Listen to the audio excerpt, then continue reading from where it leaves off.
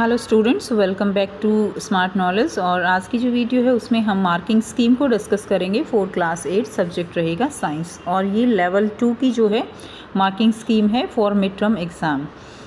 हम थोड़ा सा बच्चों फास्ट हम इसमें डिस्कस करने वाले हैं, केवल हम आंसर देखेंगे। फर्स्ट का आंसर जो रहेगा वो आपका विषाणु यानी वायरस रहेगा। सेकेंड रहेगा दाब यानी प्रेशर, जो फोर्स पर यूनिट एरिया होता है। मैग्नीशियम के ऑक्साइड की प्रकृति जो है वो कैसी होती है, क्षारीय, बेसिक नेचर। एंड अधातुओं का जो ऑक्साइड होता है, ऑक्साइड ऑफ नॉन मेटल, वो एसिडिक यानी अम्लीय प्रकृति का होता है। मनुष्य के शरीर के अंदर का दाब भी वायुमंडलीय दाब के बराबर है, ये सत्य हो जाएगा। ठीक है, इसका आंसर। उसके बाद देखिए, आपको एटमॉस्फेरिक प्रेशर को डिफाइन करना है, that is pressure exerted by air, यानी जो एयर प्रेशर लगाती है। फिफ्थ का आंसर आपका लैक्टोबैसिलस हो जाएगा। सिक्स्थ का आंसर आपका असत्य हो जाएगा। ठीक है, इसमें और में जो दिया गया है ये भी असत्य रहेगा। एंड उसके बाद देखिए, सेवन्थ का आंसर जो है आपका सत्य रहेगा।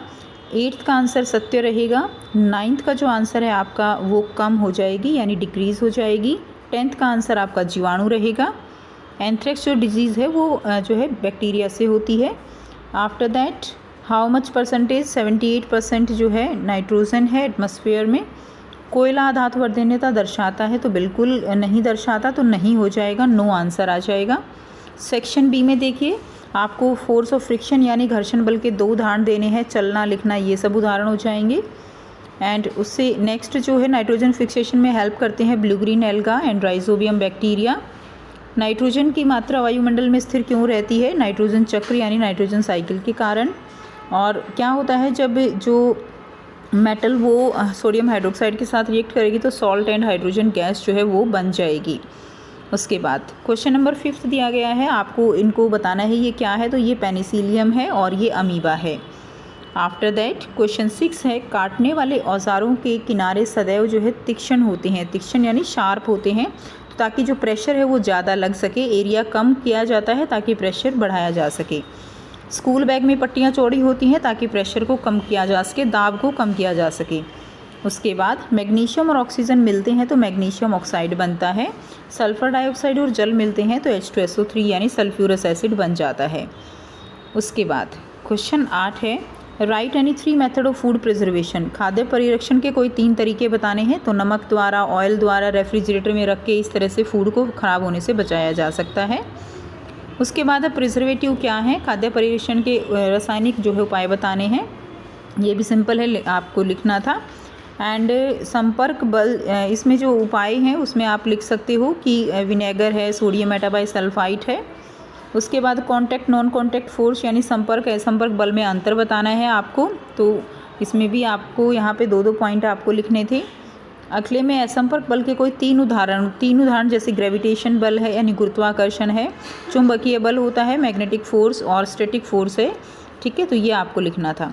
उसके बाद है metallic pan handle are covered with plastic और वुड, तो ये क्यों प्लास्टिक और वुड के बने होते हैं, because they are bad conductor of heat. Ringing bell जो है वो वुड की नहीं बनाई जाती हैं, क्योंकि उनमें सोनरस प्रॉपर्टी यानी ध्वनिक वे नहीं होती हैं, आवाज़ उत्पन्न नहीं करती हैं वुड जो है, इसलिए उसकी नहीं बनती है ringing bells. What is force of gravity, तो फोर्स बिटवीन एनी 2 ऑब्जेक्ट, किन्हीं भी 2 ऑब्जेक्ट के बीच का बल जो है वो ग्रेविटी कहलाता है, force of gravity. Why don't we crush under the atmospheric pressure, तो क्योंकि प्रेशर जो है वो हमारा जो प्रेशर है वो एटमॉस्फेरिक प्रेशर के इक्वल होता है, इसीलिए हम दबाव महसूस नहीं करते हैं। सेक्शन सी दिया गया है, नीचे जो डायग्राम दिया गया है उसमें आपको इंक्रीजिंग प्रेशर के अकॉर्डिंग इनको अरेंज करना है, तो सबसे जो कम प्रेशर लगेगा वो सी में लगेगा। ठीक है, उसके बाद लगेगा ए में, और सबसे ज़्यादा जो प्रेशर लगेगा वो लगेगा बी में, तो ये ऑर्डर रहेगा CAB। आफ्टर दैट अब ये दिखाया गया है, इसमें आपको बताना है कि यहाँ पे ये क्या बता रहा है, तो ये बता रहा है कि इक्वल हाइट पे प्रेशर जो है वो हमेशा क्या लगता है, इक्वल लगता है। उसके बाद है क्वेश्चन नंबर 13 में, आप इसको पढ़ लेंगे अच्छे से। फर्स्ट का आंसर आपका ए रहेगा, सेकंड का आंसर आपका ए रहेगा, एंड थर्ड का आंसर आपका सी रहेगा। ठीक है, मंडोर चक्रा दोनों।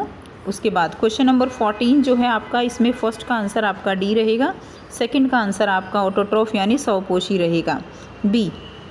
उसके बाद देखिए थर्ड का आंसर आपका इसमें सी रहेगा, बैक्टीरिया। राइजोबियम इसमें और में दिया गया है, तो राइजोबियम कहाँ रहता है, वो लेग्यूमिनस प्लांट्स की जो रूट्स होते हैं उनमें रहते हैं, फलीदार पादपों की जड़ में। ठीक है, रूट्स ऑफ लेग्यूमिनस प्लांट। उसके बाद क्वेश्चन नंबर 15 दिया गया है।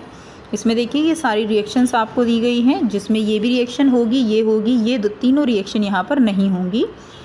क्वेश्चन है ए में जो चेंज होगा उसमें ये दोनों ही चेंज होंगे, सी आंसर आ जाएगा। ए में भी चेंज होगा, बी में भी चेंज होगा। सेकंड है अत्यधिक अभिक्रियाशील धातु कौन सी है, तो जिंक जो है वो अत्यधिक अभिक्रियाशील धातु रहेगी। एंड कोई रासायनिक परिवर्तन किसमें नहीं होगा, सी डी ई में कोई रासायनिक परिवर्तन नहीं होगा। तो ये थी आपकी मार्किंग स्कीम। आई होप आप सब बच्चों को ये समझ में आई है और आपके लिए बेनिफिशियल भी रहेगी। So thanks for watching. मिलते हैं नेक्स्ट वीडियो में। Take care, bye bye.